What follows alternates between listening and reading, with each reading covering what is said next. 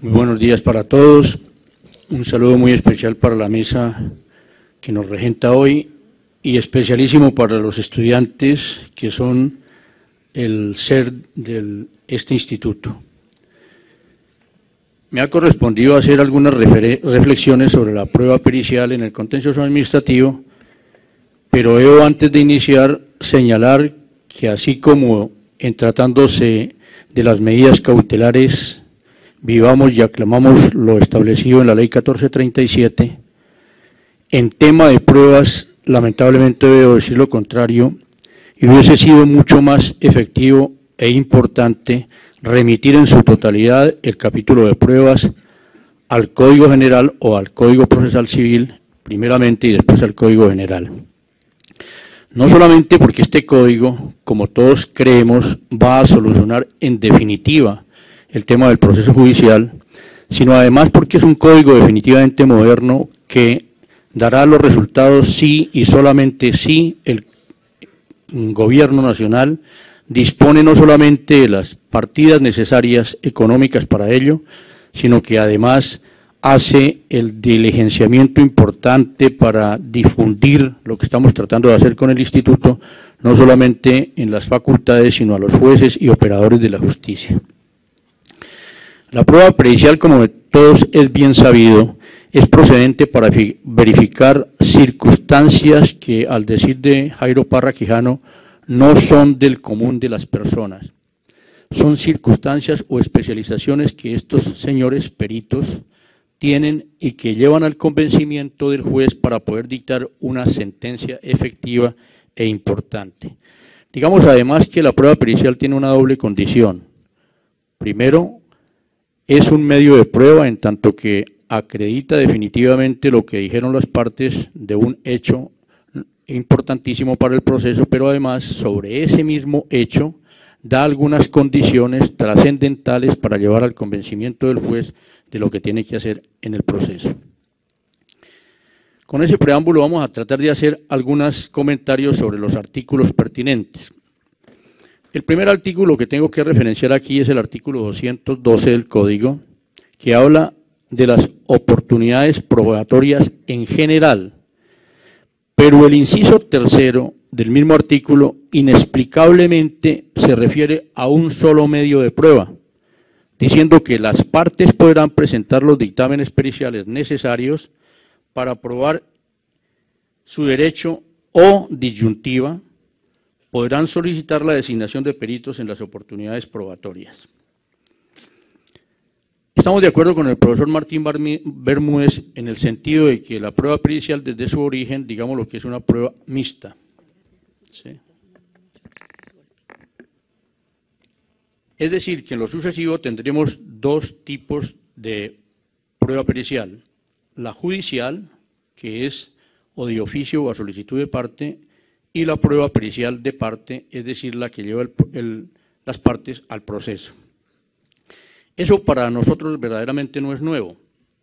Nosotros lo teníamos aquí desde el decreto 2651, donde el numeral primero del artículo 21 hacía referencia a la prueba pericial de parte en conjunto, cuando se ponían de acuerdo las partes para llevar al proceso, y el artículo siguiente, el 22, hablaba de la prueba pericial unilateral de las partes. Eso fue ratificado por la Ley 446 y posteriormente muy bien redactado en el artículo 116 del decreto 1395, que nos dio un poco más expectante el tipo de prueba pericial. Pero ello además es también la complementación de lo que hizo los artículos 335 y siguientes de la Ley de Enjuiciamiento Civil Española, es decir, que para nosotros estamos tratando de traer una circunstancia diferente a la que nosotros teníamos. Y eso es lo que está tratando de hacer también el Código General del Proceso y el Código Procesal Civil. En el artículo 233 y el Código General a partir del artículo 226. Nosotros en el Instituto hemos entendido que definitivamente la crítica que se hacía de los peritos auxiliares de la justicia, donde por la mañana estaban en la parte activa y por la tarde estaban en la parte pasiva, haciendo negocios, se eliminó definitivamente esta lista de auxiliares de la justicia en la justicia ordinaria, como ustedes lo están viendo en el Código General del Proceso. cosa que no se tuvo en cuenta en la Ley 1437 y que seguramente va a dar origen a muchas dificultades que definitivamente arreglará la jurisprudencia del Consejo de Estado. El artículo 219 nos habla de la presentación de dictámenes por las partes, diciendo que las partes, en la oportunidad establecida en este código, podrán aportar dictámenes emitidos por instituciones o profesionales especializados e idóneos. Y dice que para emitir el concepto, los expertos deberán manifestar bajo la gravedad del juramento que se entiende prestado con la firma del mismo. Digamos dos cosas aquí de esto. Primero, que definitivamente el código hace un señalamiento al Código General del Proceso, pero además que para que el perito actúe hay una casi que seguridad total de quién es la persona del perito, porque bajo la gravedad del juramento que se entiende prestado con la firma, indica además también que primero la prueba pericial arranca con una prueba eminentemente escrita y en su segunda faceta, ya cuando se trate de la explicación de la prueba frente a la audiencia y a las partes, es eminentemente oral. ¿Pero qué deben manifestar los peritos? Primero, que no se encuentran incursos en las causales de impedimentos. Segundo, que aceptan el régimen de responsabilidad de los auxiliares de la justicia.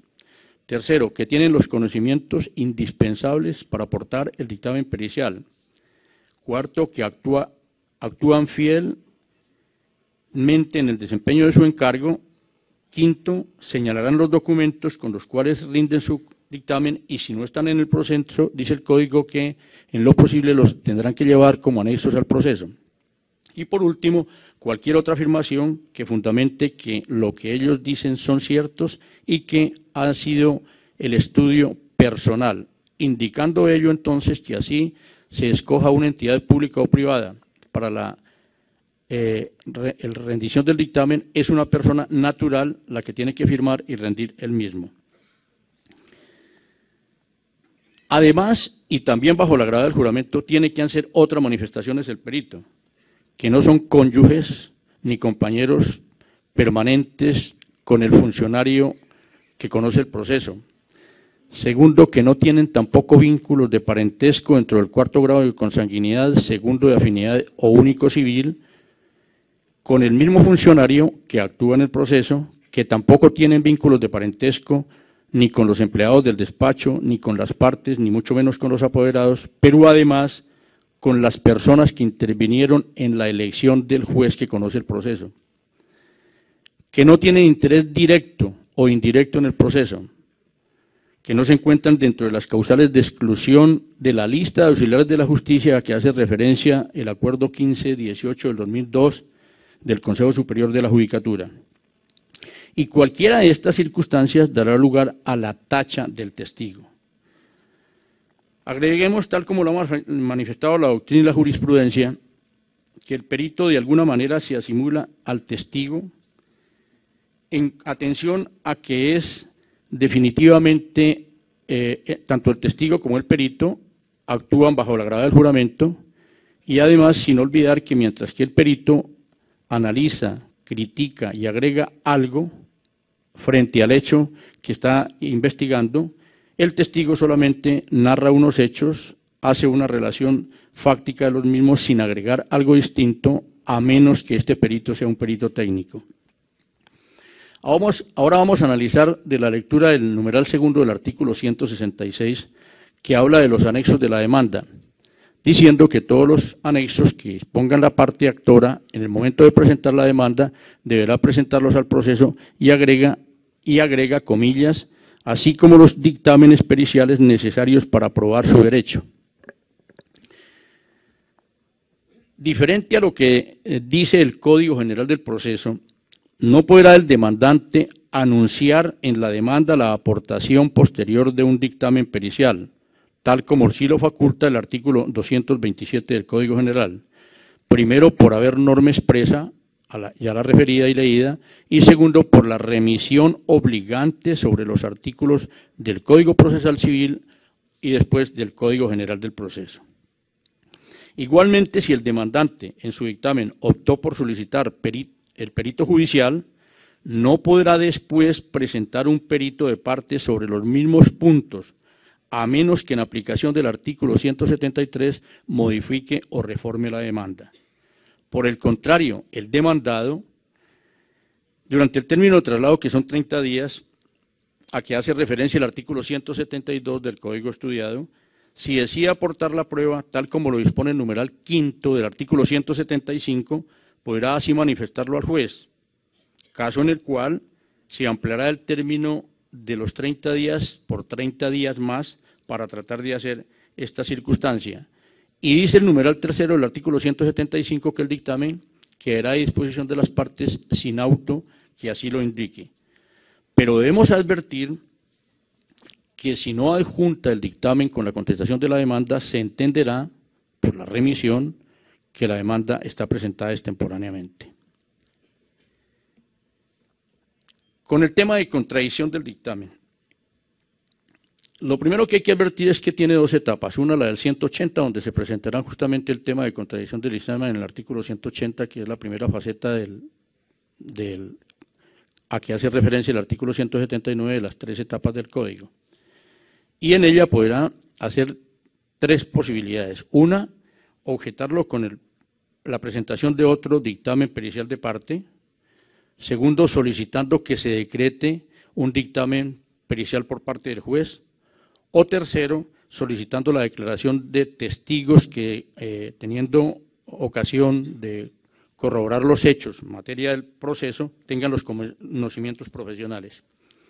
Y la segunda etapa es ya la etapa del artículo 181, que es la segunda audiencia o la audiencia de pruebas. Todo el tema de la confrontación del dictamen y demás fue explicado muy bien ayer por el profesor Juan Carlos Guayacán, pero resulta que no dijo nada la ley 1437 frente a la no comparecencia del perito al dictamen.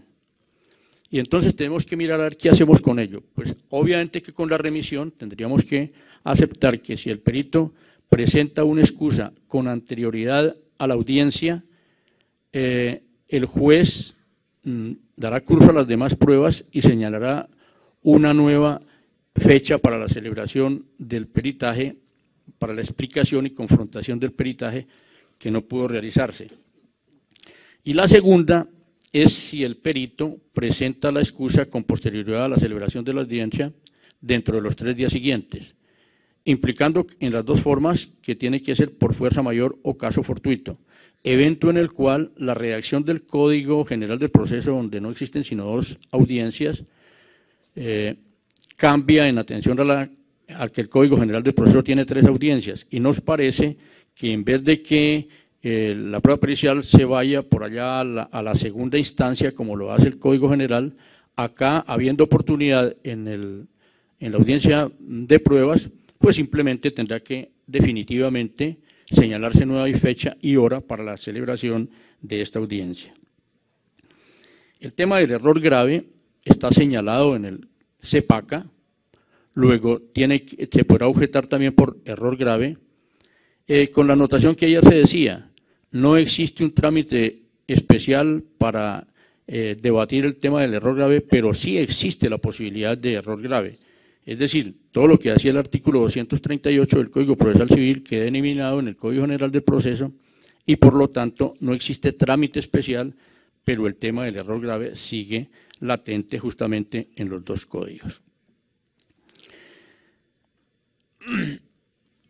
En el tema de apreciación de la prueba, el tema de apreciación de la prueba es con las reglas de la sana crítica, y entonces me permito analizar qué es lo que dice el Código para efectos de llegar. Primero, la solidez del dictamen se refiere a la firmeza en los conceptos del perito, a la capacidad de resistir una crítica frente a las opiniones sobre el tema debatido.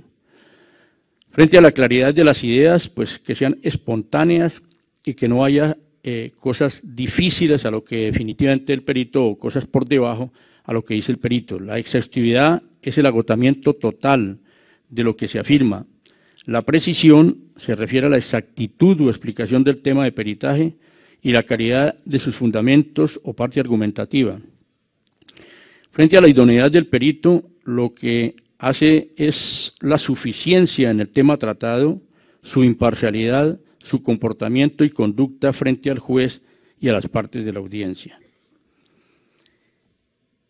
También hemos dicho que las pruebas llevarán al juez a constatar que unos hechos narrados por las partes son reales o no.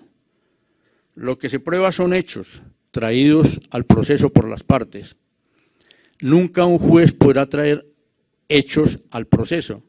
Lo que sí puede hacer, tal como lo acaba de decir la doctora Ruestela Correa, es decretar pruebas de oficio para corroborar los hechos que las partes han traído al proceso. Cuando se daba la pelea de la decreto y práctica de pruebas de oficio, se dijeron muchas cosas y se colocaron muchos ejemplos, como el del partido de fútbol. Eso no tiene nada que ver, porque, repito, el juez nunca se le va a ocurrir traer un hecho para corroborar la pretensión o la excepción de una de las partes. Lo que el juez tiene la obligación, y qué bueno que ahora ya lo aceptemos definitivamente, es obligación, es el deber de decretar pruebas de oficio para llegar a dictar una verdadera sentencia que acabe con el proceso a la que le han sometido. El otro punto importante sobre el tema es cuando se presentan dos peritajes que se excluyen. Si se presentan dos peritajes que se excluyen, el juez seguramente optará porque él considere que es conveniente. Pero en otras oportunidades hay dos peritajes de los cuales el juez puede hacer uso parte y parte, y no le prohíben al juez que haga lo mismo. Y frente a cuando se dice que no es posible que el juez pueda hacer de estos dos dictámenes un híbrido, no entendemos por qué lo puede hacer, si es que la regla es de la sana crítica y la libre valoración del juez. Luego, el juez no tiene ninguna limitante para ello. El otro tema es que algunos tratadistas dicen que el juez tiene que explicar el dictamen de su perito nombrado por él, y que en cambio el perito de parte, la explicación la tienen que dar las partes. Ellos no tienen nada que ver lo uno con lo otro. El juez tiene que explicar el dictamen pericial cuando lo acoja o lo deseche. De todas maneras, tendrá que dar las explicaciones del caso, porque es parte de la sustentación de la definición o sentencia. Luego, eso no es cierto. Y el otro es que dicen que es mucho más convincente el perito judicial que el perito de parte.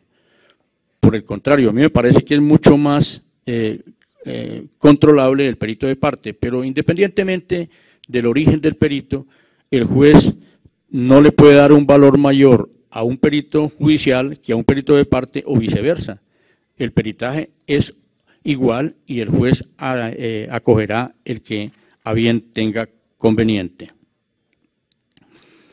No es el origen del perito el que convence al juez. Lo que convence al juez es la parte argumentativa y la defensa que el perito haga, sobre todo en tratándose de procesos como el nuestro. A manera de conclusión, digamos una cosa. Lamentablemente, en materia probatoria no fue afortunada la reforma a nuestro Código de Procedimiento Administrativo y de lo Contencioso Administrativo. Hubiese sido mucho más importante haber hecho la remisión total al Código General del Proceso, hoy en día Ley 1464. La tendencia moderna de los códigos es estatuir un proceso con marcada tendencia a la oralidad y la concentración de la prueba, que es lo que ha dado resultado para obtener una pronta y cumplida justicia. Los procesos judiciales deben ser cimentados en los principios de inmediación, concentración y publicidad, donde el juez y las partes se conocen física y realmente, es decir, tenemos una justicia humana. Oír y ver directamente a las partes en conflicto permiten al juez tener un marcado criterio de cada una de las personas que intervienen en el proceso y en consecuencia darle a cada quien lo que le corresponda. Muchas gracias.